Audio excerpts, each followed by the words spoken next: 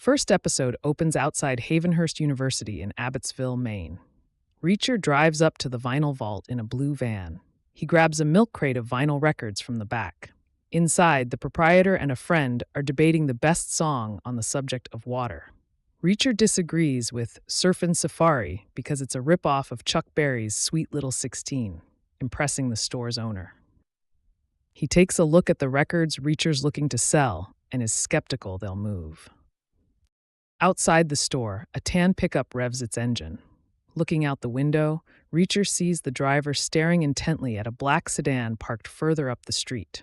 A young man leaves the Faculty of Arts building and gets into the sedan. Reacher watches as the truck's driver accelerates and rams the sedan, pushing it sideways until it smashes into a light pole. The airbag deploys, knocking out the sedan's driver. The truck's driver gets out, carrying a weapon. He breaks the sedan's back window and drags the cowering young man out. Reacher comes out of the music shop with his gun in hand. The kidnapper sprays the street with bullets. As he tries to make a getaway, Reacher steps out in front of the truck, firing on the tires. The truck veers into a line of parked cars. The kidnapper gets out to fire at Reacher, but Reacher shoots him in the chest. Reacher grabs the young man from the passenger side, promising he's not going to hurt him. They get into the blue van. A man in a suit yells out at them, and Reacher instinctively shoots him in the chest. He falls to the ground, revealing a police badge in his hand. The young man states, "You shot a cop." Reacher looks shocked and says he didn't know. He thought the man was pulling a gun. With urgency, he shuts the passenger door and insists they gotta go. On their way out of town, Reacher asks the young man why people are trying to kidnap him. A campus police car with sirens blaring pursues them. He evades them, but tells the young man he needs to find a new ride. They pull in behind a factory. Reacher hotwires a car in the parking lot and tells the young man to call for a ride. The young man begs him to take him with him, or to take him home to his wealthy father. He tells Reacher that his father will help him to repay him for preventing the kidnapping attempt. He admits this isn't the first time someone's tried to kidnap him. 5 years ago, he was kidnapped. The kidnappers cut off his ear. Reacher asks what his father does that he'd be the target of kidnappers twice. The young man says his father just imports rugs. However, there's generational wealth. The young man introduces himself as Richard Beck. Reacher tells him to get in. They drive to a remote seaside mansion. A very big man guards the gate. Richard addresses him as Paulie and says they've called ahead to his dad. Paulie insists Reacher get out of the car. In the car, Reacher asks if Paulie's always that rude. Richard states that he does whatever he wants. Reaching the house, Richard takes Reacher to the kitchen, where the housekeeper offers to make him a plate. A man walks through and says Reacher doesn't have time to eat. Richard's father wants to see him immediately and alone. He walks out carrying a plate of food, and Richard tells Reacher the man is Chapman Duke, head of security. Reacher finds Richard's father, Zachary Beck, in his study. He offers Reacher a drink. Reacher doesn't take it. He offers Reacher a seat. Reacher doesn't sit. Beck asks him for details about the kidnapping attempt. Reacher tells him the bodyguard wasn't any good at his job, not noticing a pickup that out of place in a college town. Beck asks how he noticed. Reacher reveals he was military police in the Army. Since then, he wanders, picking up extra cash wherever he can. He tells Beck that he just needs a place to lie low until the heat from killing that police officer lessens, and he can hit the road again. Beck points out that sheltering him is a big favor to ask, but he says he'll think it over. He calls out for Duke to escort Reacher back to the kitchen for a bite to eat. Reacher picks up the scotch glass on Beck's desk by the tips of his fingers. Putting it down, he tells Beck he gripped it firmly so they'll have a clean set of prints to run. Beck nods his acknowledgement. Duke examines Reacher closely as they walk to the hallway. They pass Richard's room where he's busy painting. Reacher goes to check on him and takes a look at the many paintings around the room. He asks where Richard's mother is. Richard tells him she died when he was 4. Duke receives a text and tells Reacher that Beck wants to see him. Instead of going back to the office, Duke takes him to the carriage house where Beck and Paulie are waiting. Beck informs him his escape made the news, then reviews the intel they have from running his prints. Polly isn't impressed with his military record. Duke reveals Polly was in the army, too, and doesn't like officers. Beck offers Reacher a job. But first, he has to play Russian roulette with his revolver. Reacher protests that this isn't standard hiring practices. With no other choice, Reacher loads the bullet, puts the gun to his temple, and pulls the trigger. Beck thinks that it's done, but Reacher spins the barrel 3 more times, putting the gun to his temple and pulling the trigger after each spin. Before the 5th pull, Beck grabs the gun from him. Beck welcomes him to the team and leaves with Polly. Reacher puts his hand out for Duke to return his revolver, but Duke refuses, calling him crazy. When Reacher claims to know that the bullet was a blank, Duke aims the gun at the cans of oil on the counter and pulls the trigger until it fires the bullet, putting a hole in a can. Reacher asks what they would have done if he'd killed himself. Duke says the same as they did with the last guy and leaves. Reacher notices the oil is draining through the floorboards before Duke yells at him to get moving. Duke shows him to his room and informs him that he'll be locked in until morning because he doesn't trust Reacher. After sweeping the room for listening devices, Reacher pulls a phone out of the heel of his shoe and makes a call. "I'm in," he tells the person on the other end. Flashback to days earlier. While having a coffee outside a cafe, Reacher notices a teen casing a woman's purse. He interjects and gives the kid $100 and a stern talking to. As they're wrapping up, Reacher spots an Asian man across the street and gets very serious. The man gets into a car and drives away. Reacher memorizes the license plate number and then demands the kid's phone. He calls the 110th Special Investigators and talks to Warrant Officer Powell. He gets Powell to run the plates, but the website is down. Since he's using a borrowed phone, he gives Powell the information on where he's staying, the Yorkie Motel. Later, at the motel, federal agents come banging on Reacher's door. Rather than opening the door, he escapes out the bathroom window. Agent Susan Duffy waits for him around the corner. They sit down by the pool to talk. The agents that banged on the door, Villanueva and Elliot, join them. Duffy and her DEA team explain that they found out where he was staying from Powell after they threatened him with obstructing a federal investigation. They believe that a rug import business called Bizarre Bazaar is a cover for a drug smuggling operation. When Reacher had Powell run the license plate, it alerted them as that car brought the Bizarre Bazaar proprietor to a meeting with a drug kingpin from LA. Elliot shows him pictures of Zachary Beck and Polly meeting with a third man. Reacher doesn't recognize any of them. Duffy concludes he saw someone he knew get into the car that he wants to track down now. Reacher refuses to help them or answer questions until they check medical records around Lytton, Virginia, on or just after March 13, 2012. He wants to know if there's record of an Asian American man in his 40s with injuries consistent with a small caliber gunshot wound to the head, a high fall, and drowning. That night, Reacher's standing in his motel room in his underwear when the phone rings. The next morning, the team informs Reacher that his guy was found by a beachcomber. The doctors believe the freezing cold water saved him. He recovered over the next 6 months, but claimed amnesia. Elliot hands Reacher a file that includes a photo of the man in recovery. Duffy jumps on Reacher's expression on seeing the photo and demands to know what he knows. Reacher informs her the man is Lieutenant Colonel Francis Xavier Quinn, military intelligence.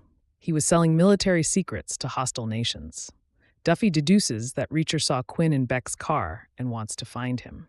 She invites him for a walk. Alone together, she explains that she screwed up on the case of the LA drug dealer because they messed up the warrant.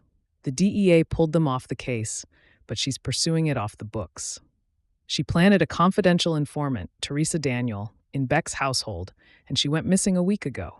Duffy shows him a picture of Teresa wearing big hoop earrings. She wants him to infiltrate Beck's organization and find Teresa.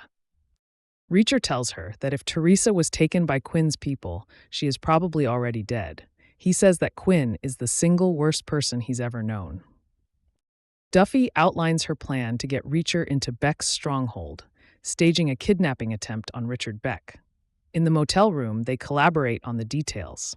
Rather than killing the bodyguard, Reacher suggests they'll have to hold him indefinitely. The DEA agents hesitate at that. Elliot volunteers to play the kidnapper. Duffy tries to talk him out of it, but he insists because he was the one that screwed up the warrant. To prevent Richard from going to the cops, Reacher says he needs to kill a cop.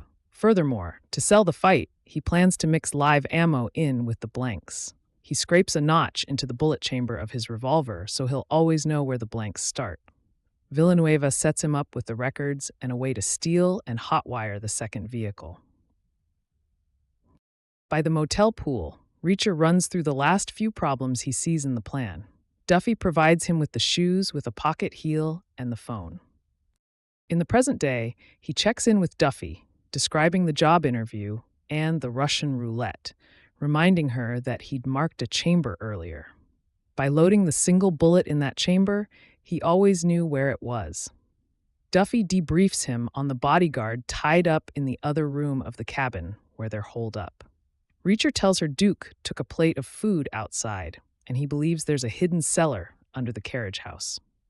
That might be where they're hiding Teresa. He plans to investigate in the middle of the night. At 3 a.m., he climbs out his window, over the rooftop, and down the side of the house. In the hidden cellar, he finds a half-eaten plate of food and a hoop earring. He calls Duffy and lets her know Teresa was there. Second episode opens in the cellar under Beck's carriage house. Reacher reports to Duffy that Teresa was probably moved recently. The signs in the cellar are that she's alive and they were feeding her before moving her. He makes it clear to Duffy that the bad guys keeping Teresa alive and healthy doesn't bode well. Hanging up with Duffy, he heads back to his room, hiding behind some bushes, when he spots some of Beck's men meeting. At the DEA team's cabin, the captive bodyguard, John Cooper, struggles against the bonds tying him to his chair. When he complains he can't sleep sitting up, Agent Elliot has no sympathy for him. Duffy bursts in and hits Cooper across the face with a book, demanding he tell her what Beck's doing with Teresa. He denies knowing anything. She attacks him again just as Villanueva arrives. He pulls her off Cooper and orders her outside to cool down. Cooper can't resist adding his agreement, and she throws the book across the room, hitting him in the face. Outside the cabin, Villanueva and Elliot advise Duffy to stay calm. She agrees and sends Elliot back in to watch Cooper. Left alone together, Villanueva tells her she should take it easy on Elliot. She bemoans their team of misfits and their chances of success. At Beck's estate, Reacher watches Duke lead a new guy into the house before racing to get back to his room. Duke unlocks the door to Reacher's bedroom and sees an empty bed and an open window. He's about to run out to look for him when the toilet in the ensuite flushes, and Reacher comes out in his underwear. He orders Reacher to get dressed. They've got a job for him. Reacher questions the timing. Duke tells him they found the pickup the kidnapper used when he tried to grab Richard. It's in a state evidence lot, and the guy Duke brought to the house, Angel Doll, is going to take Reacher there to identify the truck. Getting dressed in the bathroom, Reacher calls Duffy to report he's going to the impound lot to identify the pickup. When she says all the vehicles from the kidnapping were taken to the same lot, he points out that the Audi the bodyguard Cooper supposedly died in will be there. Beck thinks the bodyguard died by grenade. If they find his car without the blood and brain matter splattered on the interior, the kidnapping story starts to fall apart. Duffy says she'll get there first, but he needs to buy her time. On the way to the lot, Angel chats up Reacher, bragging about his connections and telling him he used to be in the army too, until he was kicked out. He's excited to find out who the plates on the pickup truck back to. He figures this is the move that'll get him promoted up the chain. Reacher comments it's interesting that Beck promotes internally. Angel laughs and asks why he'd care what Beck thinks. Reacher asks who they actually work for. Angel just laughs again and tells him he has a lot to learn. At the impound lot, Duffy signs in with the night duty officer to access the vehicles. Villanueva waits outside. Duffy finds the Audi, but it's pinned into its space, so she can't get it out until she moves the wreck, blocking it in. To stall for time, Reacher's made Angel stop at a gas station. Inside, Reacher stands still, holding a pot of coffee, watching the clock tick by. Angel comes in to see what's taking so long, and Reacher pours a large cup, and they head out to the car. In the lot, Duffy's having trouble pushing the wreck out of the way. Back on the road, Reacher asks Angel how he plans to access the lot. Angel says he'll offer the night duty officer $500, and if that doesn't work, he has a gun as backup. They drive into the parking lot. Villanueva alerts Duffy they've arrived. Angel tries his first plan with the night duty officer, Edmonds. It's not working, and Angel reaches for his gun. Reacher punches Edmonds out, telling Angel he's not looking to kill a second cop this week. Angel rolls his eyes, hits the access button, and they head into the evidence lot.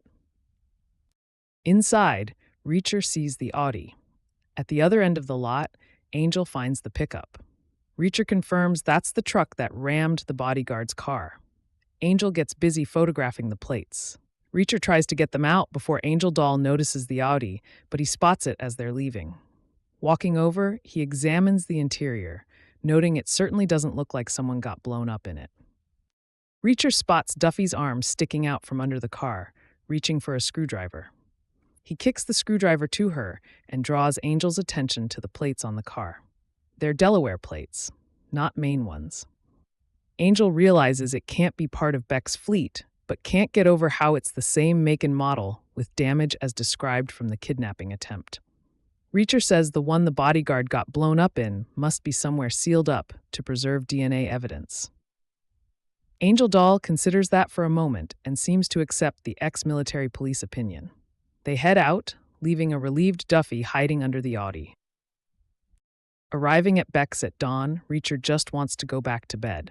Angel crows about his impending promotion, listing the tasks he still has to do, but certain he's moving on up. Reacher walks away. Upstairs, there's a light on in his room. He approaches slowly and startles the maid Annette as she exits the room. Left alone, Reacher lies down and sighs. A minute later, Beck knocks on his door. He tells Reacher to go down to the gym to see Duke and Polly in the gym. On his way downstairs, Beck stops in to see Richard. He wakes him up gently to promise him it won't happen again. Richard isn't reassured, pointing out it has happened again already. If the second kidnapping hadn't been thwarted, he'd be gone, probably having bits cut off him and mailed to Beck. He tells his father he thinks about his abduction every time he looks in the mirror. In the gym, Reacher asks what the job is. Duke asks if he can drive a truck and leaves to see if the shipment is ready. Polly's bench pressing and asks how much he can lift. Reacher refuses to compete with weights and says a real test of strength is Bavarian arm wrestling. Polly's never heard of it. Reacher instructs him on how to sit, then grabs his fist, pulling down as Polly curls it toward himself. As Polly taunts him, Reacher lets go, causing Polly to punch himself in the head. Polly jumps up, ready to fight, but Duke interrupts. He takes Reacher to a big rig, telling him there's a GPS in it. It'll direct Reacher to New London, Connecticut. He's got 6 hours to get there. At the cabin, Cooper complains that they put peppers in the wrap they're feeding him. Duffy goes outside to take Reacher's call. He tells her he's driving a truck to New London. If they meet up at a rest stop, they can open the back and find out what he's transporting. They arrange to meet outside Waterville. Reacher calls Frances Neagley in Chicago next. He asks her to run Polly, Duke, and Angel Doll's names through the system. When she says she'll call him with the info, he says he can't have the phone ring when others are around. She offers to come out to help, but he says he can't have anyone else involved. When she presses him on who he's up against, he hangs up on her. Duffy and Villanueva meet Reacher at the rest stop. While Villanueva unlocks the truck, Reacher gives Duffy the earring he found in the cellar. She identifies it as Teresa's. A New Haven police car pulls up. Duffy introduces her friend, Officer Grunert, a K-9 trainer for the New Haven Police Department. He introduces his drug sniffer dog, Pfizer. Pfizer sweeps the truck, and it's clean of drugs and bodies. Reacher decides the truck delivery is a loyalty test. He gives Villanueva the GPS to make it look like he's back en route by driving towards New London. They'll meet up at another rest stop after Reacher's resoldered the lock. As they're driving to the meeting point, Duffy receives intel that Beck's shipments get searched 10 times less than other importers. Reacher deduces he's paying off someone in customs. Reacher shares what Angel Doll said about Beck not being the boss. Duffy wonders if the boss is Quinn. Reacher feels like they're getting close. Duffy asks about how Reacher knows what she's feeling regarding the possibility of Teresa being dead. He tells her about a protege he worked with once. When Duffy asks what Quinn did to her, Reacher's unable to answer. They meet Villanueva and get the GPS back. Duffy gets out and bids Reacher goodbye. Reacher pulls into the address in New London, where a group of men are waiting.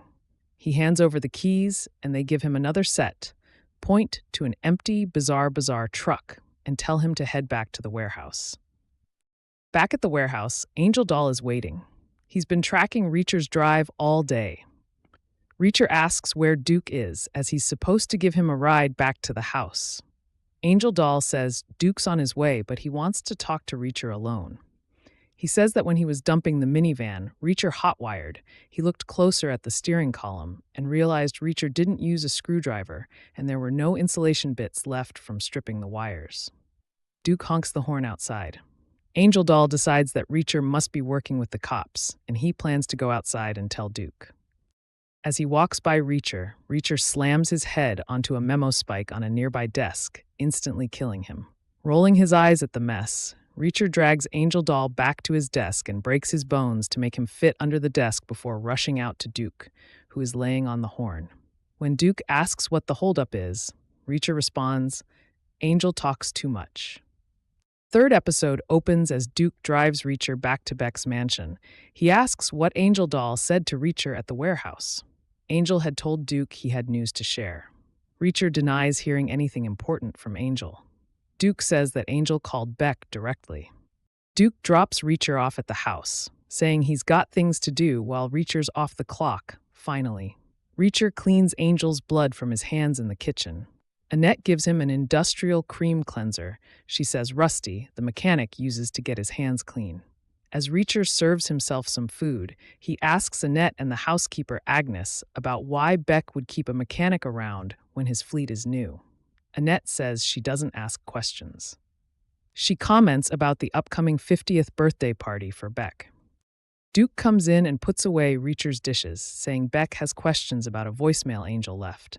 Angel's not answering his phone, and Duke tells Reacher to get a move on. Unable to arm himself with a kitchen knife, Reacher follows slowly.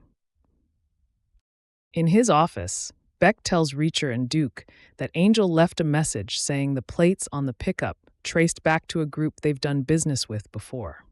However, Reacher's description of the would-be kidnapper doesn't match anyone working with the group. Beck accuses Reacher of being an unreliable witness. Reacher offers the possibility that the rival group recruited new members. He presses Beck to share more information about the rival group so he can track them down before they strike again. Beck tells him to mind his own business and sends him to his room. In his room, he reaches out to Neagley using the phone in his boot heel. She tells him that while in the military, Polly punched his captain's eye out and then tore a CO's finger off. Angel made friends with Polly in the brig. He was there for sexual assault. Duke used to be a cop. Neagley offers again to back him up. He turns it down, stating that his target's involvement means keeping Neagley out. When he says the target is someone he thought he'd killed years ago, she immediately guesses Quinn. She wants to know where he is.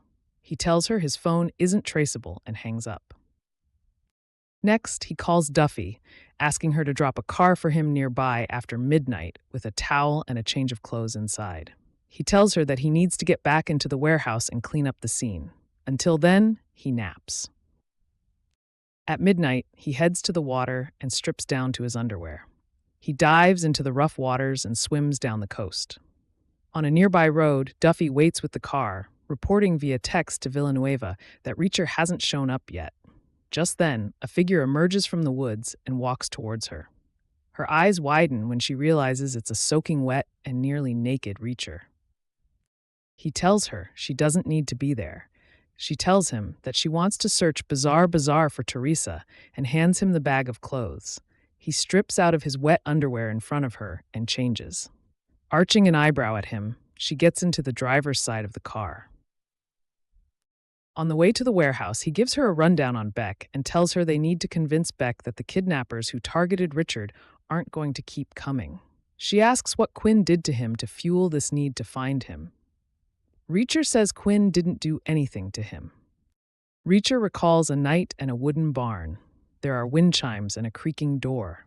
In the car, he tells Duffy her name was Sergeant First Class Dominique Cole, and they were friends. They arrive at the warehouse and park in the back. Duffy scales the fence and climbs over the razor wire. Reacher follows. Inside, he introduces her to Angel Doll's corpse.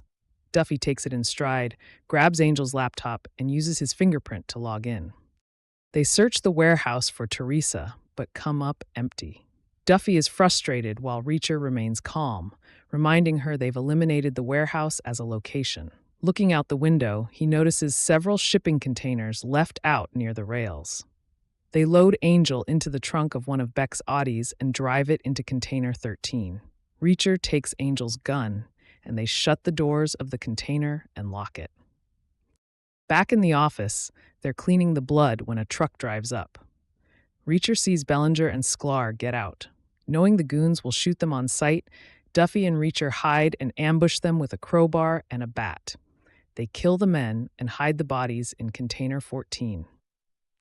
Duffy drives Reacher back to the road where she met up with him.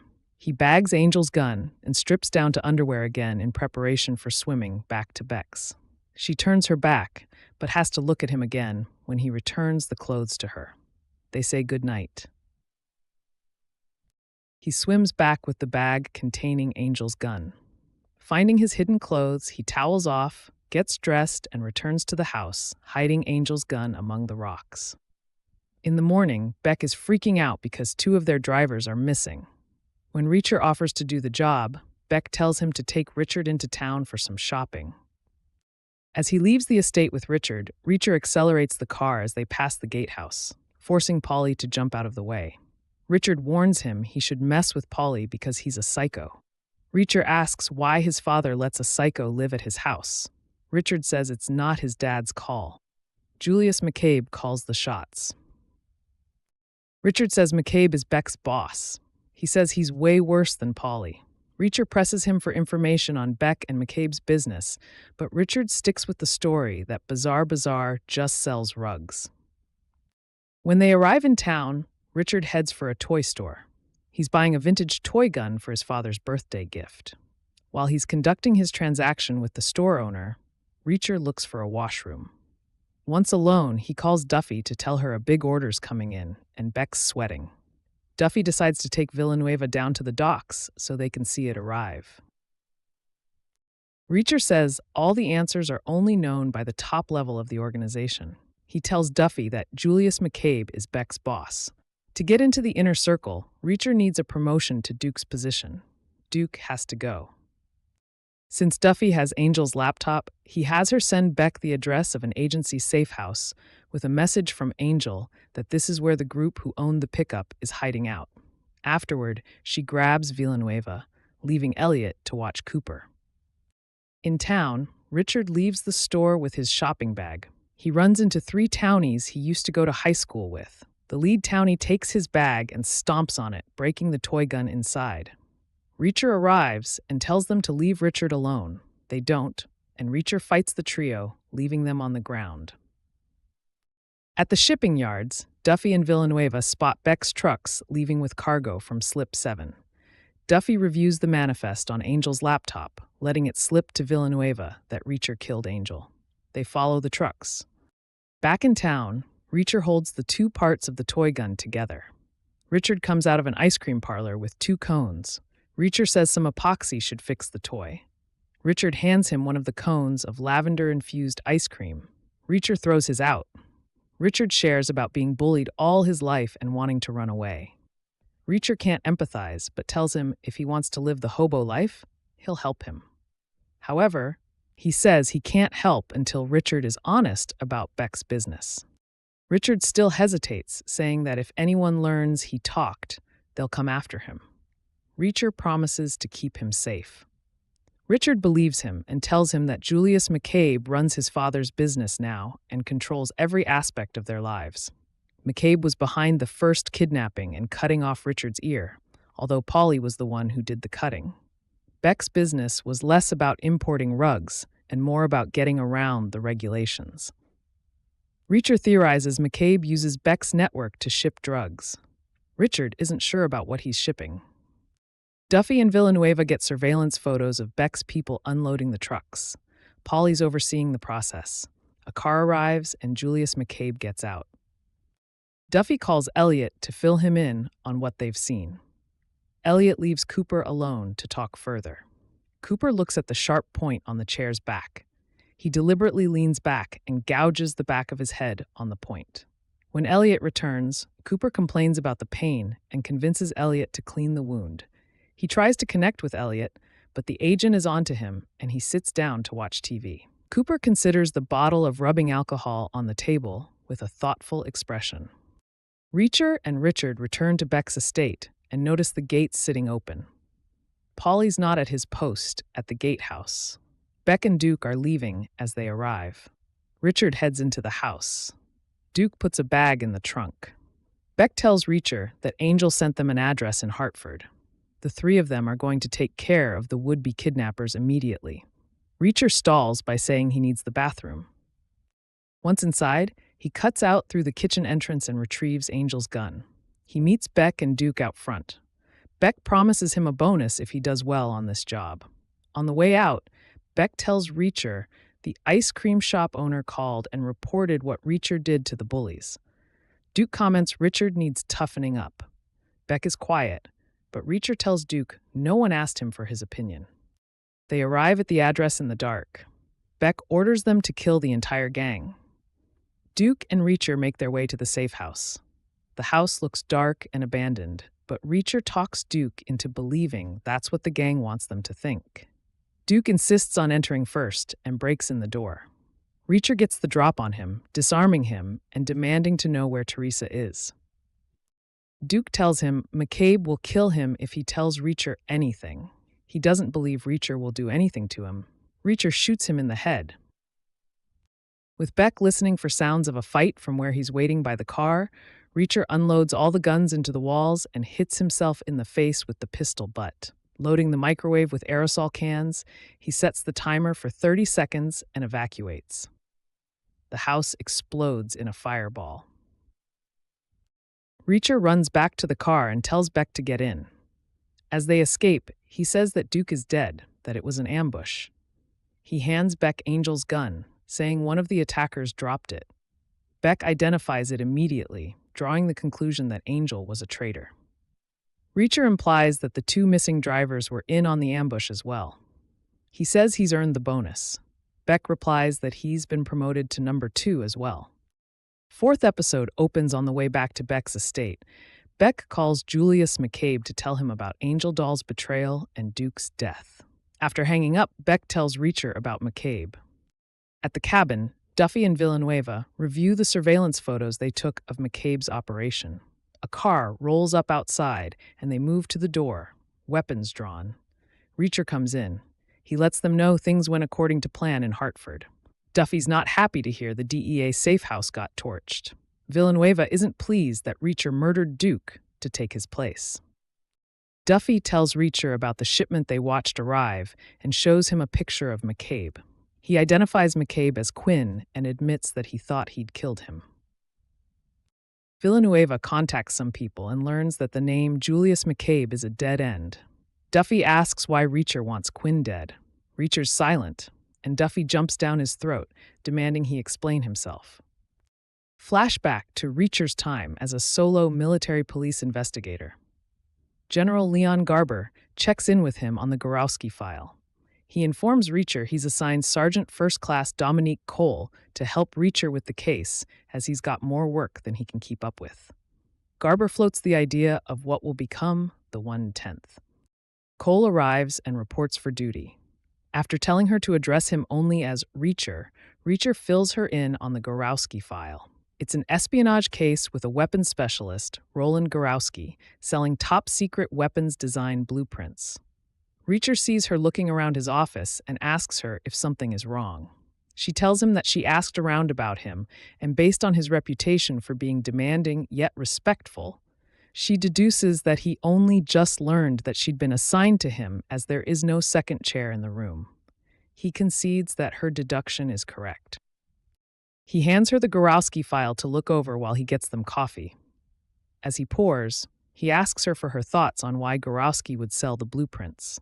She immediately states that Gorowski is being coerced. Because Gorowski is in his 40s, has never engaged in risky, illegal behaviors before, and has a family, he doesn't fit the profile of someone doing this of his own volition. Reacher calls out for a second chair to be brought in. Reacher recounts how they staked out Gorowski's dead drop in a park. While they wait, Cole tells Reacher about hunting elk with her dad. Her dad passed 5 years earlier, but she still hunts. Reacher shares a bit about his father. The pickup is taking too long, and they get out of the car to investigate the site. They discover the garbage can they were watching was a misdirect.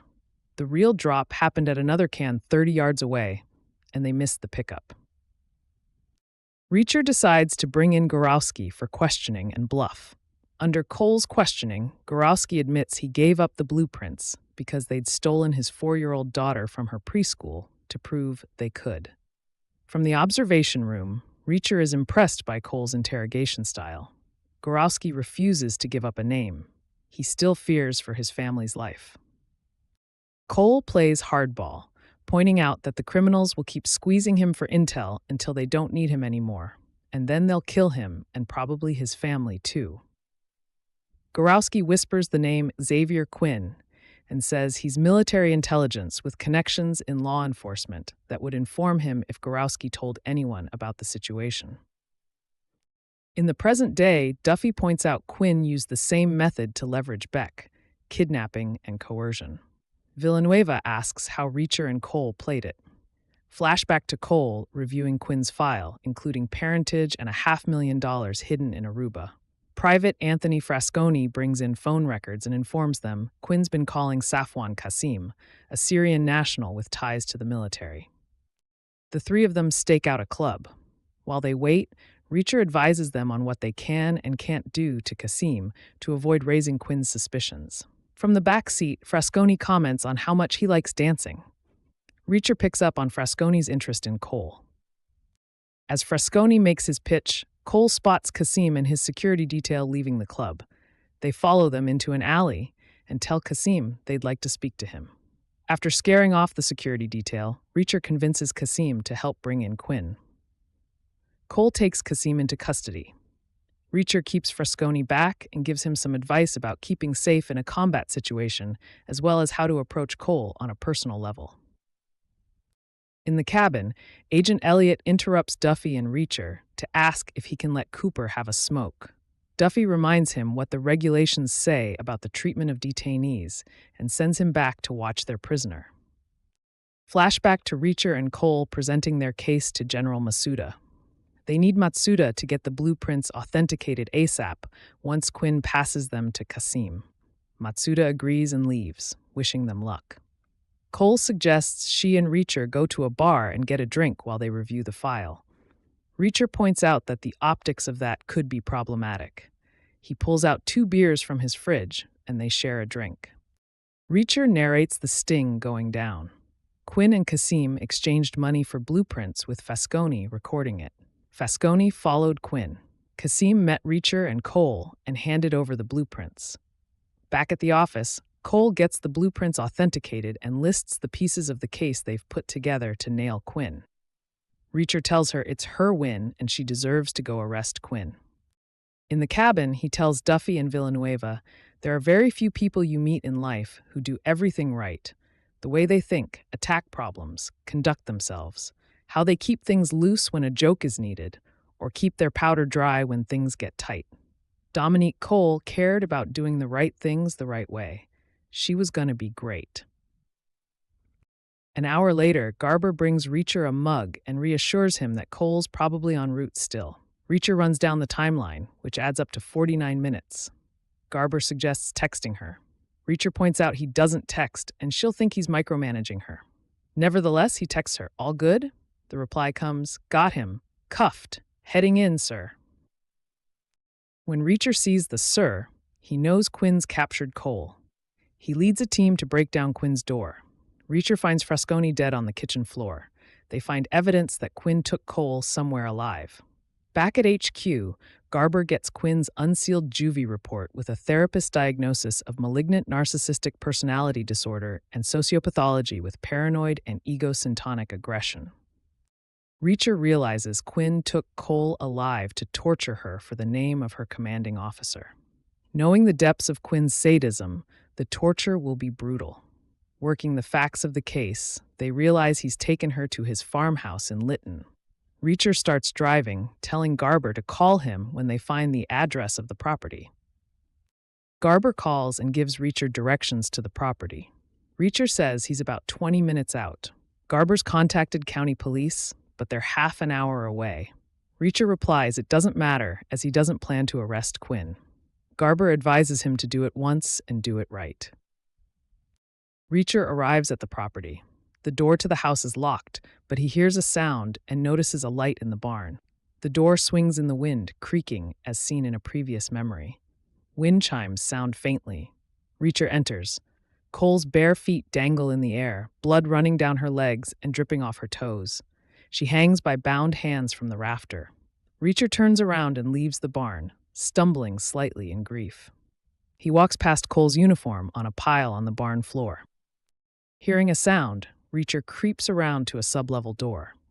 Through the window, he sees Quinn packing money he's digging out of bins of grain. A jingling noise catches Quinn's attention. He walks to the door where Reacher's hung a chain of bells. Stepping outside, he's caught off guard by Reacher, who puts a gun to his head and disarms him. Quinn tells Reacher that he and Cole were working together. He admits to killing her, blaming her for getting greedy. Saying he's okay with serving time for killing her, he tries to cut a deal with Reacher. Reacher asks Quinn what Cole's first name is. Caught in his lie, Quinn moves to attack and Reacher punches him in the face. At gunpoint, he marches Quinn to a cliff top overlooking rough water.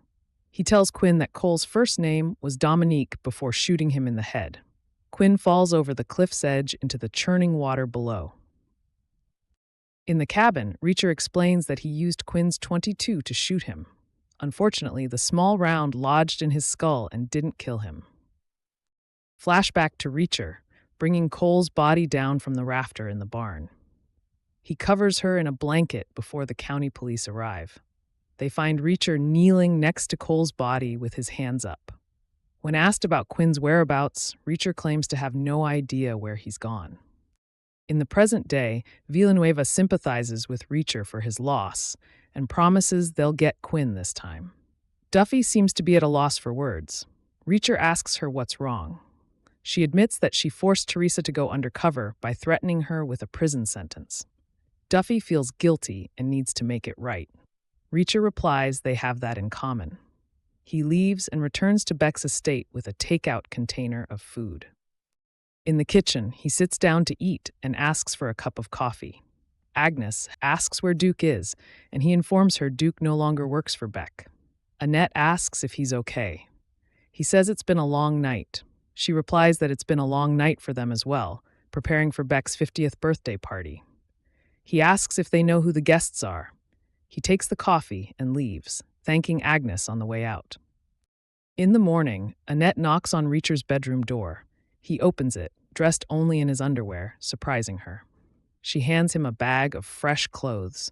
As he's getting dressed, he hears something and peeks out a window to see Richard working a heavy bag by the carriage house. He joins Richard and tells him to hit him in the chest as hard as he can. With a sigh, he starts giving Richard fighting tips. From the house, Zachary Beck watches them until his phone rings. Out in the yard, Reacher realizes Richard doesn't have the instincts or ability for a fair fight and teaches him to fight dirty. In a car, Villanueva voices his concerns to Duffy about working with Reacher. Using Angel Doll's laptop, they're looking into places where Teresa might be being held. Their first stop is a tubing facility. Duffy picks the lock to get them in. At the Beck estate, Zachary Beck grabs Reacher and tells him McCabe's tracked Angel Doll's laptop to a tubing facility. McCabe's sent 3 guys to retrieve it. Beck gives Reacher the address and orders him to go help kill whoever has the laptop. En route, Reacher tries calling Duffy, but it goes straight to voicemail. He leaves a message. In the facility, Villanueva realizes his phone has no bars. Duffy notes the steel roof is probably blocking the cell signal. McCabe's men arrive, planning to kill anyone they find in the facility. 5th episode opens with Reacher driving to the tubing facility. He calls Agent Elliot at the cabin to find out where Duffy and Villanueva are. He tells Elliot that McCabe has sent men to find Angel Doll's laptop. Duffy and Villanueva aren't answering their phones. Elliot rushes to find the company's phone number. At the facility, McCabe's men make their way through with their guns drawn. Harley spots Duffy near the office door and signals the other 2, Carnes and Rusty, to move on her. The phone rings.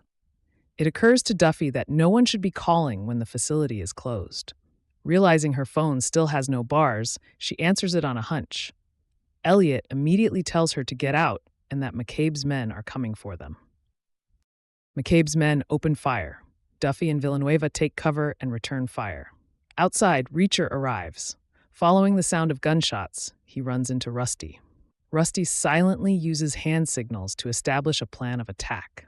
Reacher nods assent and then shoots him in the head when he turns his back. Carnes catches sight of Duffy and shoots at her. She drops to the ground and fires a shot into his exposed leg, then rushes to finish him off, leaving her badge on the floor. She spots the Harley and takes aim. Reacher grabs her before she can fire and whispers it'll look suspicious if Reacher is the only survivor again, so they have to leave him alive. Reacher advises that she and Villanueva get away and throw Angel Doll's laptop out the window as they leave. As she heads out, he recons the area and finds her badge. He pockets it, then climbs up the crates to get a high vantage as Duffy and Villanueva run out the door. Harley hears them and tries to follow, but Reacher slows him down by firing the rest of his bullets in his direction, forcing him to seek cover. Duffy and Villanueva peel out of the parking lot, chucking the laptop out the window. Harley runs out of the building, shooting at their car. Reacher drives up in one of Beck's Audis and tells him he's Duke's replacement and to get in. Once he's in, Reacher steers into a mud pit and the Audi spins its wheels. Reacher tells him he'll have to get out and push. Harley sees the laptop on the ground nearby. Reporting to McCabe, Harley describes Duffy and Villanueva and their weapons. He asserts that they're federal agents. McCabe hangs up on him. Harley tells Reacher that the boss is pissed, and that's never a good thing. Outside a restaurant, Villanueva buys a couple beers, gives one to Duffy, and toasts their survival. Duffy's upset that they didn't find Teresa. She goes off about a case of a missing boy who turned up alive long after everyone had given up. She tells Villanueva he needs to believe like she does or shut up. He nods, cowed by her fervor. Reacher and Harley arrive at Beck's gatehouse. Harley tells Paulie that they have a Neptune Society thing and asks him to help out. Paulie crosses his arms and spits. Harley takes that as a no. Paulie opens the gate that they drive in. Reacher pushes a wheelbarrow carrying Carnes's body down to the shoreline, with Harley following, telling tales of other people they've disposed of this way. Once they reach the water's edge, Reacher slings Carnes over his shoulder.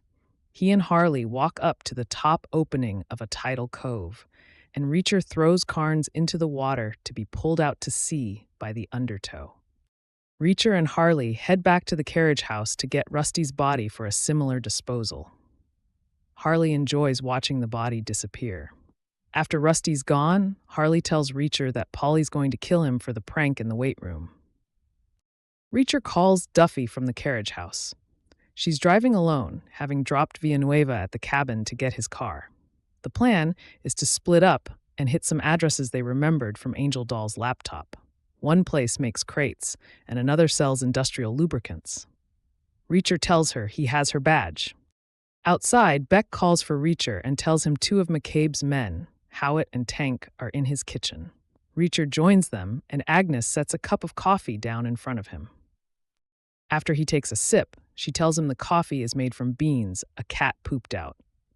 While he's processing that information, Howitt makes a sexual remark to Annette, who rebuffs him. When he goes to take it further, Reacher kicks his leg out and smashes his head into the table. Reacher checks to see if Tank feels like taking issue. Tank backs down quickly. In his room, Reacher hides Duffy's badge in his pillowcase. There's a knock at the door. When he opens it, he finds a tray with a slice of pie and a note reading, "Mercy." At the cabin, Cooper begs Agent Elliot for a cigarette. He manages to convince Elliot to let him have that. While Elliot's back is turned, Cooper sucks in a mouthful of rubbing alcohol. When Elliot flicks the lighter, Cooper blows the alcohol in his face, burning and blinding him. Cooper rushes him, knocking him to the ground, and stomps him to death. After unlocking his cuffs, Cooper grabs his coat. Before leaving, he puts a cigarette in his mouth and thanks Elliot's corpse for the smoke. Duffy drives up to the cabin, talking to Villanueva on speakerphone. Noticing the open cabin door, she approaches with caution and finds Elliot's body. She screams her rage. Reacher hears his phone buzz as he's brushing his teeth. Duffy tells him that Elliot's dead and Cooper's gone. Since Cooper doesn't have his phone, Reacher reasons he's heading for Beck's now. Using Elliot's smartwatch to determine time of death, Duffy tells Reacher Cooper escaped 10 minutes ago. Reacher tells her she needs to give him a reason to leave the compound. Reacher calls Villanueva, who is en route to the cabin. He tells him to drive to the blind turn on the way to Beck's house, park the car, and empty it, making it as light as possible. Villanueva wants to know what's going on. Reacher tells him Cooper killed Elliot. Villanueva guns it. Duffy drives up to a power transformer. Pulling her gun, she fires at it until it blows, knocking out power for Beck's compound. Paulie comes out of the gatehouse with a flashlight. He finds Beck and Reacher in the house and reports the power's out all over the property. Reacher suggests it's a precursor to an attack. He tells Beck he'll go down the road to stop anyone who tries to make a move on them. Beck calls McCabe to tell him what's happening. McCabe orders him to have the entire house and staff searched. Beck passes this on to Harley, Tank, and Howitt. The three of them rouse and gather the staff and toss their rooms. Out on the road, Villanueva's emptied his car. Reacher arrives. He tells Villanueva to move the car into the middle of the road where they're going to flip it over. After flipping it, Reacher tells Villanueva to get back in the car, so Cooper has to get out of his car to help him. In the house, Harley enters Reacher's room and starts searching it, close up on Duffy's badge, hanging off the side of the bed in the pillowcase. Lying on his back in the flipped car, Villanueva laughs to himself. Reacher asks, "What's so funny?" Villanueva explains he's laughing because he's living the trope of the retiring cop getting killed within sight of retirement. Reacher runs the math that says Cooper will stop before he hits Villanueva's car. Cooper rounds the corner, hits the brakes, and stops before hitting Villanueva. He gets out and approaches the flipped vehicle. Crouching down, he looks at Villanueva lying there with his eyes closed. Villanueva opens his eyes and says, "This is for Elliot," just before Reacher shoots Cooper in the head. Reacher phones Duffy just after she's told Elliot's father his son is dead. Reacher reports that Cooper's dead too. She's spun a story for Mr. Elliot that she'll use to keep the DEA off their backs. Once they've found Teresa, she plans to come clean and face the consequences. Reacher arrives at Beck's and cruises by the unmanned gatehouse. A machine gun dangles from the ceiling, hanging from chains. The main house is strangely quiet when he enters. When he hears voices, he follows the sound to Beck's study, where Beck, Paulie, and Harley are waiting. Reacher reports that a drunk hitting a power transformer caused the outage. Beck tells him that McCabe ordered the house searched while Reacher was out.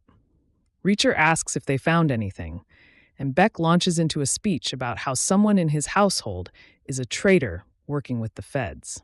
Reacher reaches for a metal alarm clock behind him, expecting to be attacked at any minute. Beck opens his desk drawer and pulls out a tiny phone similar to Reacher's. It was found in Annette's room. She'd been texting intel to the ATF every 2 weeks. Reacher offers to interrogate Annette for them. Harley informs him she's already dead. Paulie killed her. Reacher gets in his face and punches him in the gut to zero effect. Polly swings a fist, connecting with Reacher's face and sending him to the ground. Polly walks out. Richard steps into the doorway and sees Reacher struggling to get up from the hit. Harley talks Reacher's ear off on the way out to the carriage house to collect Annette's body. As Reacher lifts her into the wheelbarrow, Harley complains loudly that he'd planned to spend the weekend on his boat, the Sweet Marie, but now he'll have to pick up the slack left by Angel Doll's absence instead. Reacher punches him in the stomach hard enough to make him vomit, which shuts him up. Richard checks in on Reacher in his room. He tells him he knows Reacher and Harley dumped Annette's body in the ocean. Reacher admits he has to do what he's told, or he'll be the next body to go. Richard accuses him of being afraid of Polly. Reacher replies that he isn't afraid, but hasn't solved Polly yet. Reacher calls Duffy to tell her about Annette being ATF. That means Beck and McCabe are running guns, not drugs. The pieces fall into place. The full-time mechanic, the industrial lubricant supplier. Beck met with an international drug runner because his organization needs untraceable firearms. McCabe Quinn's big sale is coming up. His client could be any one of many criminal enterprises. In the morning, Beck finds Reacher sitting on his bed, having not slept at all. McCabe has summoned them to the warehouse. Beck's concerned that he still has Annette's blood on his hands and suggests he clean up first. Duffy and Villanueva come out of Dinky's Joe and Go with coffees and takeout bags. Reacher calls Duffy to tell her about being summoned to the warehouse. She concludes he'll be meeting Quinn McCabe. She advises him to keep the phone on in his pocket so she and Villanueva can provide backup. They go back and forth a bit. Reacher tells Duffy that Teresa's already dead. Duffy doesn't respond to that. He tells her he'll leave his phone on and heads out. On the way to the warehouse, Reacher and Beck discuss how this meeting might go. Duffy and Villanueva are in place, watching the warehouse before they get there. They enter the warehouse where crates of weapons are being opened and checked. Beck asks Reacher if he's ready to meet the boss. Reacher reaches for the gun in his waistband. "Yes," he says, "I've been waiting for this moment for some time now." Sixth episode opens as Reacher and Beck stand in McCabe's warehouse, surrounded by men inspecting and packing weapons. Carrying a gun in the back of his waistband, Reacher also has a phone in his pocket left on, so Duffy and Villanueva can hear everything going on at the meeting. McCabe arrives and berates Beck for hiring an ATF agent to clean his house. He threatens to kill him before he can take the whole operation down with him, but admits that the buyers know Beck and expect to be dealing with him. Outside, a car rolls up and Duffy notices the man who gets out is carrying a green dress in a garment bag from Atelier Dressmaker. She crows that it must be for Teresa, so Teresa must still be alive. McCabe strides over to Reacher, commenting that hiring him was the only smart thing Beck's done in weeks. He asks for Reacher's name and shows no recognition when Reacher tells him. Instead, he offers a hand and introduces himself as Julius McCabe. The man with the dress bag walks by. Reacher realizes what that means. He shakes McCabe's hand. McCabe notices his attention to the dress and comments that the dress is nothing compared to what he's putting it in. Reacher fishes for more information on the girl. McCabe shares she'd be fish food, except that she's a redhead, and the client has a thing for redheads. Outside, a motorcade arrives. They honk loudly. McCabe tells Reacher to stand behind him and look scary. He orders the others in the warehouse to stand ready, but warns them not to pull a weapon unless they see him do it first. McCabe leads his entourage outside to where Taktarov sits in his car, finishing a call on his phone. He tells Taktarov that the bag Harley's placing in the trunk is only interest, no principal. Taktarov reminds him that wasn't the agreement. McCabe apologizes, explaining the sale was delayed. Taktarov expresses a Russian proverb, which McCabe translates to, "Give a man a fingernail, he'll take the forearm." Taktarov and his cars leave. McCabe tells Reacher to get Beck out of his sight. Walking back to the warehouse, McCabe tells Harley to reach out to his contact in Arlington and trace anyone who has been looking into him. Driving back to Beck's house, Beck explains to Reacher that McCabe borrowed his seed capital from the Russian mob. Reacher establishes that McCabe's life depends on paying back Taktarov's people on time. Duffy and Villanueva find the Atelier Aveline dressmaker and ask about the green dress they saw at the warehouse. He tells them he was hired to make a sexy dress for a redhead. He doesn't have a name for the client, but gives Duffy and Villanueva the contact phone number. Parking the car in Beck's carriage house, Reacher sees Richard heading down to the water's edge. After sending a message via his cell phone, he follows and convinces Richard to come into town with him for some epoxy to fix the toy gun he bought his dad for his birthday on Saturday. Reluctantly, Richard agrees. Dropping Richard off at the shops, Reacher says he's going to get a coffee. In an alley, he meets up with Duffy to return her badge. She shares that they got a number from the dressmaker. There was no answer, but Villanueva has a contact with the cell provider. They're hoping to get the call log on that number. Reacher tells Duffy about Taktarov and McCabe's debt to the Russian mob. Duffy thanks him for not killing McCabe Quinn when he had the chance. When he explains his reasoning, she kisses him. He kisses her back. Suddenly, she pushes him away, stating emphatically, "That is not happening twice." Reacher's understandably confused. Villanueva arrives, explaining loudly he had to move the car. Reacher's surprised to see him and tells Duffy to get Villanueva out of there now. She doesn't understand the issue until Richard walks into the alley and recognizes Villanueva as the cop Reacher killed during the staged kidnapping. Driving back to Beck's, Richard demands to know the truth. Reacher pulls over and yanks him out of the car. Holding Richard still so he'll listen, Reacher apologizes for the lies, but tells him about being recruited to find Teresa. He also tells Richard about his plans to kill McCabe. In the kitchen, Agnes brings in a couple of tuxedos for Richard and Reacher. Beck thanks her and asks her to look in Annette's old room for the list of RSVP'd guests. Richard and Reacher come in after she heads up. Beck sees that something's bothering Richard. Richard claims it was the town bullies again, but says Reacher dealt with it. As Reacher is about to leave, Beck accuses him of trying to be Richard's father. Reacher claims he's just looking out for the kid, the same way he does for Beck. It's his job. Beck points out that people in that job catch a lot of bullets. In Rock Creek, Virginia, an elderly neighbor knocks on Warrant Officer Powell's door, asking if his water pressure is okay.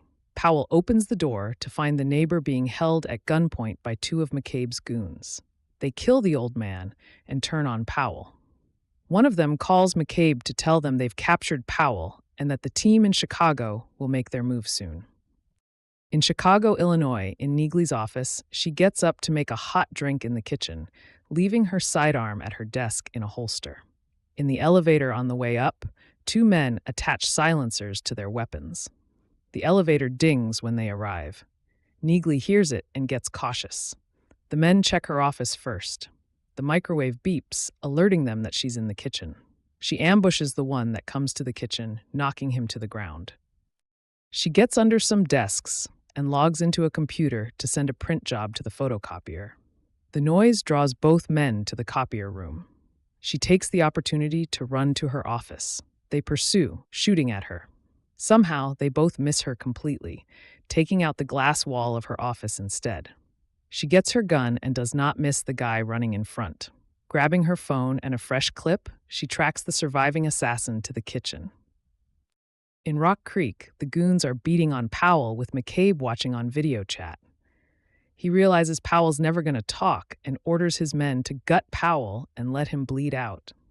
In Chicago, Neagley finds the other guy sitting on the floor in the kitchen, holding a gut wound. Looks like she didn't miss him either. He asks her to call 911. She scoffs and makes herself a bowl of cereal. When he asks again for a doctor, she says if he gives up the name of whoever hired him, she might call for some help. He tells her they were sent by Kostopoulos because she was looking into Angel Doll and Polly. Neagley calls Reacher to tell him what just went down. Realizing McCabe tracking down anyone, Reacher used to look into his dealings. He hangs up on Neagley. In the kitchen, Neagley calls an ambulance for the guy. She informs them the ambulance will be there in 5 minutes, but he'll be dead in 1. She finishes her cereal. At the 110th Investigators, Wade answers Reacher's call. Learning that Powell's half an hour late to relieve her, Reacher tells her to send 3 armed personnel to check his house. Beck's in Richard's studio, looking at a painting when he spots a fast-moving car drive onto his property. McCabe, Polly, and a few others march into the house. Beck meets them in the foyer, where McCabe tells him that 2 military members from the 110th Special Investigators have been checking into them. Beck admits that Reacher was 1/10. McCabe orders Polly to go kill Reacher. Polly finds Reacher's room empty. Sticking his head out the window, he sees Reacher running across the lawn. In the carriage house, Reacher grabs the plow keys and shoots the tires on all the other vehicles. As Polly and Harley approach, Reacher bursts out through a garage door in a snowplow. He barrels past them and manages to evade the machine gun fire from the gatehouse. In their hotel room, Duffy and Villanueva discuss the case. Reacher calls to tell Duffy to come get him because his ride's shot out. He doesn't have time to explain fully because McCabe's men are pursuing on ATVs. Running into the woods, he picks off one of the ATV riders and then shoots out the lights on the other 2 ATVs. Using mud as camouflage, he sneaks up on one guy and breaks his neck. The next guy gets stabbed in the neck. The last guy gets garroted using the retracting cable on one of the ATVs. Emerging from the woods, Reacher finds himself on the edge of town. He goes to a laundromat and offers a wad of cash to the elderly Asian owners if they close early. In the woods, Polly finds the bodies of his guys. He walks into town the same as Reacher, but looking around, he has no idea where Reacher's gone. Swearing, he heads back to home base. In the laundromat, Reacher waits for his clothes to wash, wrapped in a single inadequate blue towel. The owners return with a wet face cloth for him to clean his face and a cup of coffee. He thanks them and tells them the coffee is much better than the cat butt stuff. In the kitchen, Polly comes in and whispers in McCabe's ear. McCabe tells him to bring Richard down over Beck's protests. McCabe pulls out a revolver and empties the chambers. He places the empty revolver in front of Richard and 1 bullet on the table. When Beck protests, Polly threatens to shoot Richard in the head. Richard points the revolver at him, but McCabe points out he's got a 20% chance of killing him, and Polly's going to kill his dad immediately and then shoot him. With a look at his dad, Richard puts the gun to his head and pulls the trigger. McCabe orders him to pull it again. Richard pulls it. Beck begs, offering McCabe anything if he'll stop. McCabe tells Beck he wants a matching set, meaning ears. In the hotel room, Reacher debriefs with Villanueva and Duffy. Villanueva's phone company contact comes through and gives them a number from Port Rome. Reacher realizes it's Harley's number and Teresa's being held on his boat, the Sweet Marie. Duffy and Reacher swim to the Sweet Marie. Below decks, they find evidence that Teresa was there, tied up and drugged. Outside, Harley steers a motorboat to the Sweet Marie. Noticing the water on the deck, he gets his weapon out. As he comes below, Duffy grabs his weapon, directing the shot into a lantern that sets the cabin on fire. He tries to run. She and Reacher follow. On the deck, Duffy beats Harley up while Reacher keeps feeding flammable fluids into the fire below. Harley refuses to tell Duffy anything, so Reacher spears Harley's foot with a fish gaff hook. Realizing the boat's about to blow, Harley tells them McCabe's changed everything, moving Teresa, switching the time and location of the weapons sale. Satisfied he's told them the truth, Reacher and Duffy take the motorboat and leave him to blow up with the boat. Back in the marina, Reacher and Duffy change out of their wetsuits. Reacher accuses Duffy of sneaking peeks at his naked body. She gets mad and asks him what they're supposed to do now that their last lead literally blew up. He tells her to pack her sunscreen. They're going to LA. 7th episode begins in Boston. Duffy drives Reacher to meet Teresa's grandmother, Mrs. Daniel. After breakfast chowder and insightful observations by Mrs. Daniel, they go to the airport with a renewed determination to find Teresa for her grandmother's sake. In Chicago, Neagley ambushes a man in his bathrobe when he's getting his morning newspaper. He's Kostopoulos, the man who sent the killers after her at her office. He gives up Julius McCabe as the one who ordered the hit. When she names Xavier Quinn, Kostopoulos blanches visibly and comments that there are very few people left alive who know that name. Kostopoulos explains he used to be Quinn's fixer when he was set up in Chicago 5 years earlier. Quinn took over a family-run export business, but killed them all when they wouldn't bow to his demands. From Chicago, he moved on to Bazaar Bazaar. Kostopoulos theorizes that if Quinn's hiring hits, he's cleaning up before moving again, and he'll take care of the Becks too. Neagley punches him out before leaving. In an LA motel room, Duffy and Reacher review the inadmissible footage of drug kingpin Darian Prado. All his competitors are dead, thanks to Beck and Quinn's weapons. She tells Reacher that she and Elliot tailed Prado for a few days and discovered he has a very established routine. Reacher sees something on the video and has Duffy enhance the image. He points it out to her, but she doesn't understand what it means. Reacher insists it means they've got Prado. He makes a phone call to a contact who is willing to help them out. Duffy's excited to bust Prado finally, commenting that every con gets a face like her ex did when she showed him a screenshot of her cousin Rhonda's messages with him. She asks how this will help their situation in Maine. Reacher says that if it all works out, their odds of success go up to 25%. She asks if that's for taking down Quinn or saving Teresa. Reacher assures her that having met Mrs. Daniel and knowing how Duffy works, he won't put Teresa's rescue at a lower priority than Quinn's demise. He goes on to extol Duffy's qualities. She tears her shirt off and starts kissing him, saying that her previous protestations no longer apply because she knows who he really is now. They fall into bed together.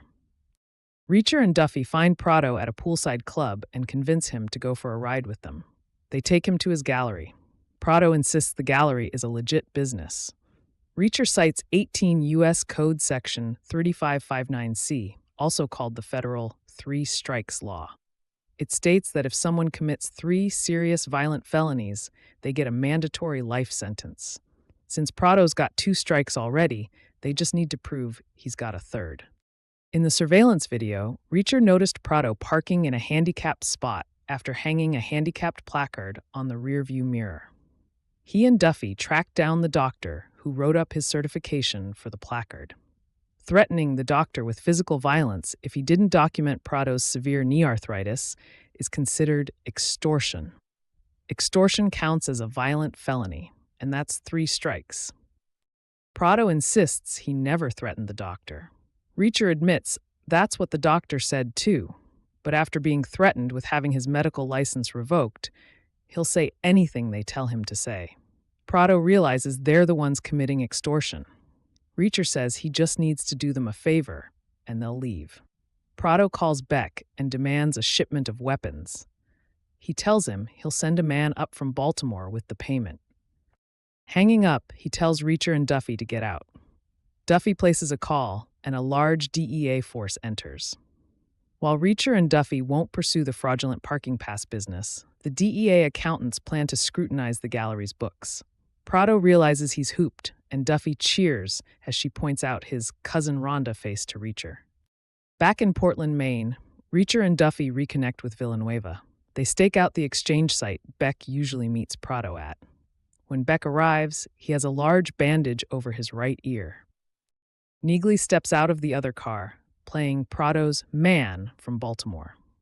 When Beck approaches her, she tells him to act like they're making a gun deal for the driver guard in his vehicle. She informs him that Reacher sent her and that if he doesn't play along, he and Richard are as good as dead. She asks him for the time and place of the big buy so they can take care of Quinn before he kills them. He tells her that Quinn's changed the plan and won't share it with him. He's been told to focus on his birthday party, which Quinn won't let him cancel. Neagley decides he's of no use and starts to leave. Beck stops her and insists they get him and Richard out. She points out he needs to help them help him. Beck shares that the buyers are flying in that day from Yemen to a private airfield. She hands him a slip of paper and gets in the car. Before she leaves, he makes it clear that Richard has had nothing to do with the crimes he's committed. She assures him that Reacher knows and that Richard has nothing to worry about. Quinn drives up to an abandoned warehouse. Teresa's captive in the basement. He tosses her some food and a bottle of water, telling her that people are looking for her. As he prepared drugs to inject into her, he tells her that if she wasn't worth something to his buyers, he would have used her himself, chopped her up, and thrown her into the riptide hole. She listens to this without expression or reaction. She tries to resist when he comes close to inject her. Still silent, she looks defeated as he forces the needle into her arm. In a motel room, Duffy hands out lunch to Reacher, Neagley, and Villanueva. They discuss the implications of the Yemeni's buyers. Reacher concludes the weapons are for a terrorist strike on U.S. soil. Duffy plans to call around and find out what private flights are coming in from Yemen. Neagley indicates she wants to talk to Reacher in the other room. In the adjoining motel room, she asks how Quinn survived. Reacher explains. She points out this isn't like Margrave or New York, that Quinn's men are trained for deadly force with a stockpile of insane weaponry. Reacher asks if it's making her reconsider. She says she's stating it for the record so he knows she knows the risks. When she tells him about tracking down Kostopoulos, he realizes that she'd already known he was in Portland when he called her to be part of their sting. Knowing that Reacher has feelings for Duffy, Neagley advises he have Duffy sit out the final firefight. He tells her there's no way Duffy will let that happen, and Villanueva will be right by her side. Richard's fixing the toy gun in his studio when Beck walks in and startles him. He tries to hide what he's doing, but Beck's worried he has a real gun and might do something stupid. Beck lifts the cloth and finds the toy. Richard explains it'll take a day for the epoxy to set. Beck is stunned. He tells Richard how he used to play with his toy gun as a child. They talk about how Richard changed after his mother died, and Beck admits he was purposefully cold and cruel. Believing that way, Richard wouldn't mind losing another parent. Beck apologizes for his mistakes and promises he'll never let McCabe or his goons hurt Richard again. He tells Richard he loves the toy gun, and putting it down, he hugs his son. At the airfield, Neagley watches the Yemenis get off their plane and into hired cars. Reacher checks in by phone. She confirms the buyers have arrived and are moving. McCabe sits at Beck's desk in his office, drinking scotch. Beck comes in to report the storehouse is ready for the buy. McCabe orders him to go count inventory as the trucks are being loaded. Beck asks where the trucks need to go once they're loaded. McCabe tells him the buy is going down at the salvage yard at 9 o'clock. He expects Beck to leave his birthday party to make the sale. There'll be time for cake with Richard afterward. Beck says Richard's going to go out to the movies during the party, but McCabe grabs him by the one good ear he has left and makes it clear that Richard stays in the house until the buy is completed. He wonders why Beck wants Richard out of the house so badly and accuses Beck of trying to screw him over. Beck relents and agrees that Richard will stay in the house. Neagley tails the Yemeni's entourage to their accommodations and checks in with Reacher. He tells her to stay on them so they can close in on both sides of this weapons deal. Beck calls just then and tells Reacher the buy is happening at 9 at the Bullhead salvage yard. Duffy and Villanueva come in and tell Reacher they want to bring in the ATF for the buy at the salvage yard since there will be a lot of guns, and they'll be outnumbered. Reacher's reluctant because the ATF will try to keep him from taking down Quinn. He doesn't want Quinn to face justice. He wants vengeance. Duffy is firm on this decision. She's sitting down with the ATF. If Reacher doesn't like it, she says he shouldn't come. Reacher leaves to get coffee. At the ATF offices, Supervisor Doug Sears is incensed that Duffy took so long to inform them their agent is dead. He takes the intel and determines that ATF will send a team. Duffy argues that they lost an agent too, and her CI is still in danger. Sears agrees they can be on site, but only in the surveillance van. Reacher interjects and advises Sears that ATF needs to send people to Beck's party to round up McCabe's other men. Sears asks why Reacher's in the room. Reacher describes the agreement he made to take down Quinn.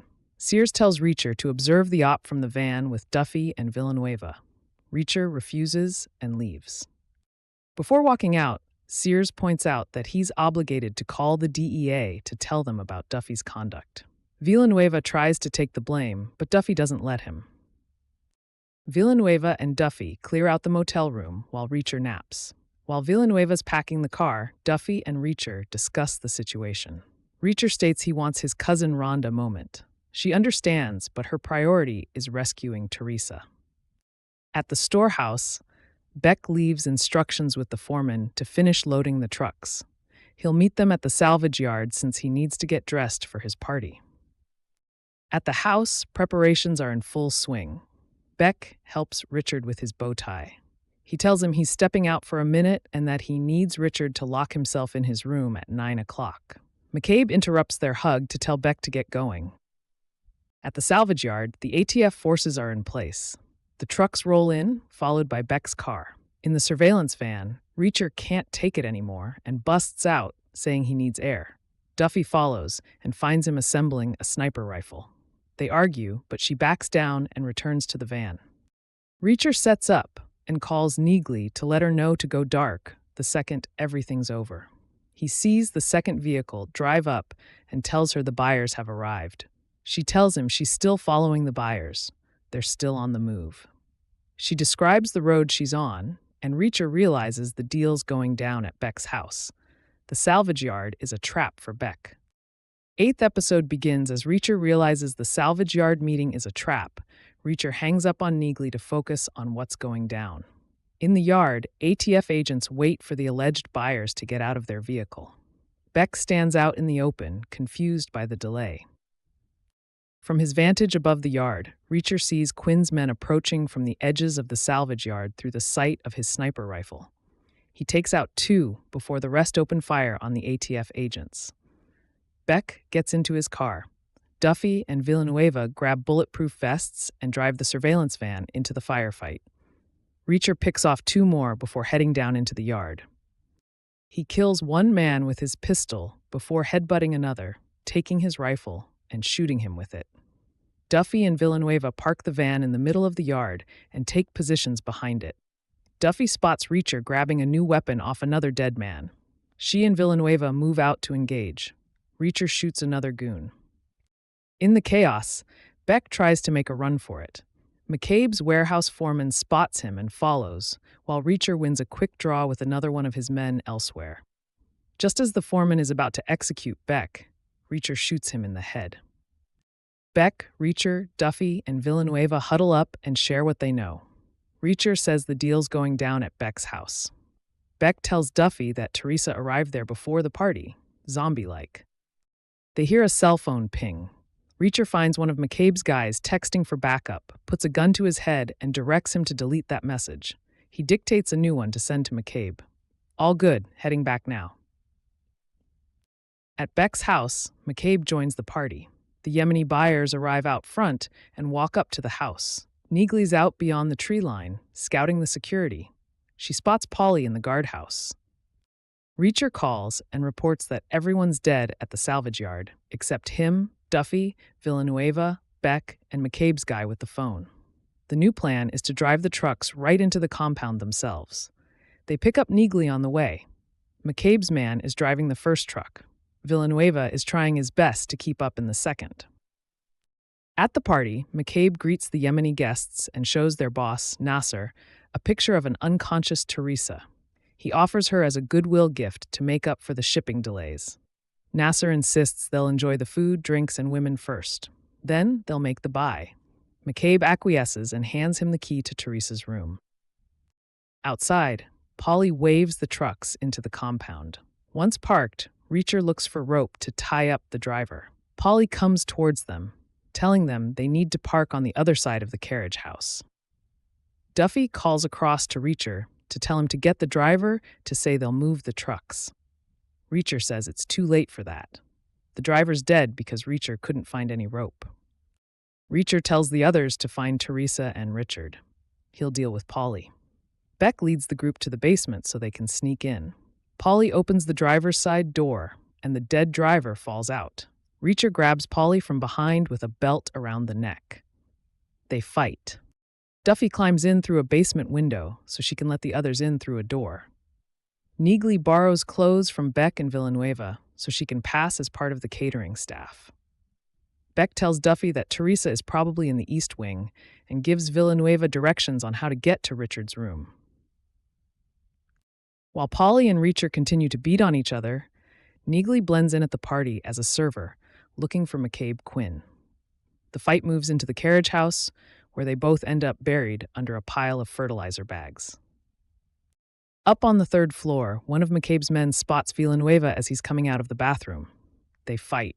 Down below, Richard hears some of the ruckus in his room. Paulie digs his way out of the pile of bags and uncovers an unconscious Reacher. He grabs a length of chain and wraps it around Reacher's neck.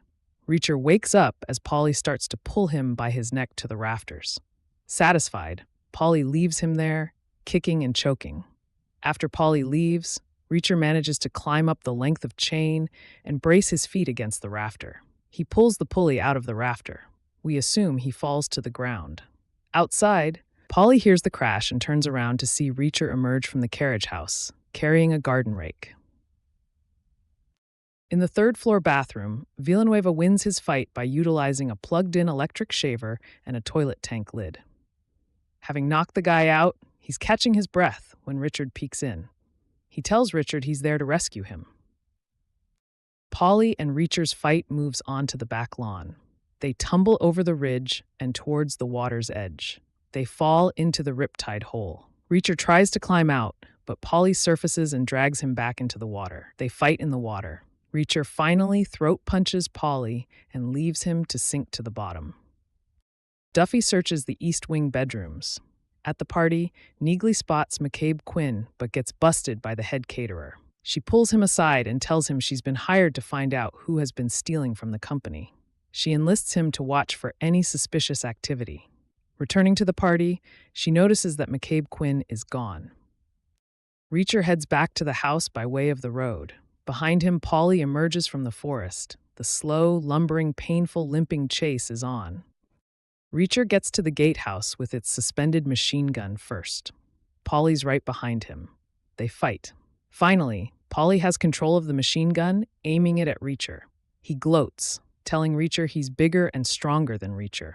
He pulls the trigger, and the machine gun backfires. As he dies choking on his own blood, Reacher explains how he's smarter. He plugged the machine gun's barrel with a bullet from the belt. Duffy finally finds Teresa. She's so drugged, Duffy can't get her to stand up. Downstairs, McCabe interrupts the Yemeni second-in-command Walid to insist they conclude business as he has another appointment to keep. He asks where Nasser is. Walid says Nasser's gone upstairs to enjoy his gift. Duffy hears someone coming. Nasser arrives with a bodyguard and tells him to stay at the door to make sure they're not disturbed. He comes in and sees only Teresa sitting on the bed. Duffy waits until his pants are down before coming in with her weapon drawn. Having changed into clean, dry clothes, Reacher finds the weapons and cracks open the crates. As he arms himself with a pump-action shotgun, McCabe's man, Rusty, brings Walid and a second man to the building. Reacher takes Rusty and Walid out with the shotgun. Reacher shoots the last man through the door. Inside the house, both Neagley and Duffy hear the shots go off. Nasser calls for his bodyguard. Duffy shoots Nasser in the crotch. When the bodyguard rushes in, she shoots him too. Nasser's still moaning. Duffy shoots him in the head. She gets Teresa on her feet and helps her out of the room. Reacher crosses the lawn to the house and enters through the kitchen. He takes out two of McCabe's men on the way up to the party. The remaining Yemeni group members go looking for Walid. McCabe intercepts them, shoots them, and takes the satchel of cash. The partygoers scatter, screaming, as McCabe's men and the Yemeni buyers exchange fire. In the basement, Beck hears the gunshots and rushes out to find Richard. In another corridor, Villanueva tells Richard to run. Richard runs right into McCabe, who takes him hostage. Forcing him into Beck's study, he's grabbing more weapons from the display cases when Beck arrives, pointing the toy gun Richard gave him at McCabe. McCabe puts down his weapon, believing the toy gun is real. Beck calls Richard to his side. Unfortunately, the barrel of the gun falls apart as Beck's holding it. McCabe realizes it's a toy and grabs a gun. Beck pushes Richard down before catching all the bullets. Richard finds an automatic weapon and fires it, scaring McCabe out the door. Richard rushes to his father's side just as he dies. Neagley comes in and finds Richard with a dead Beck and a satchel full of money. Quinn McCabe's running through the hall. Reacher finds him, but one of the Yemeni men is still shooting at them. Reacher takes him out while Quinn McCabe escapes. He runs out the front door of the house just as the Russians arrive in their motorcade. Taktarov gets out of his car, demanding that McCabe hand over his money. When McCabe doesn't have it, Taktarov orders his men to take him. Reacher interrupts, stating that McCabe is his. Taktarov points out that Reacher is outgunned and all alone. Villanueva and Duffy appear. Neagley comes out of the house carrying the money and offers to buy McCabe. Taktarov threatens to take both. Neagley drops the satchel and pulls the pin from a grenade. She warns him that if he won't make a deal, he'll get neither. Taktarov decides the money's more important. The Russians take the money and leave McCabe Quinn with Reacher and his team. Villanueva goes in to help Richard. Duffy goes to call Teresa an ambulance, pointing out that it'll take a while for them to arrive, so Reacher's got some time. Neagley turns to Reacher and tells him to do what he's got to do. She heads back into the house. Quinn immediately tries to make a deal with Reacher. Reacher finally believes that Quinn's amnesia was real, but tells him it doesn't matter because all that matters is her name was Dominique. Quinn's expression changes as he remembers the last time Reacher said those words to him. It's his cousin Rhonda moment. Reacher knows Quinn remembers now. He shoots him. By morning, Richard looks out the window at the gatehouse and wall. Reacher asks if he's going to tear it all down. Richard says he doesn't know what he wants to do. Reacher tosses a set of keys to Richard and tells him to grab all the cash in the house. Here's his chance to drive off and find his freedom. Reacher passes Villanueva as he's heading out of the house. They wish each other well. Outside, he runs into Duffy, who informs him she's parting ways with the DEA. She's made sure he and Neagley are in the clear. As a final parting, she lets him know she's not into relationships, so although they've had fun, she's moving on. Neagley's waiting at her car with breakfast and coffee. Reacher tells her that Duffy gave him the speech he usually gives. Neagley's amused. She lets him know she's figured out why he does what he does. It's because he hates the bullies who think they can get away with stuff. So he makes sure they don't. Duffy and Villanueva box Agent Elliott's badge and DEA ID and deliver it to his family. Reacher finds a motorcycle in Beck's storage building. Richard empties Beck's safe of cash and packs the toy gun. Villanueva arrives home with a bouquet. Before he can get his key in the lock, his wife Maureen opens the door with a smile. At the compound, Reacher sees Richard packing the car. Richard waves goodbye. Reacher nods. Richard drives away, a wide smile spreading across his face. In Boston, Duffy brings Teresa home. In Maine, Reacher rides off on the motorcycle.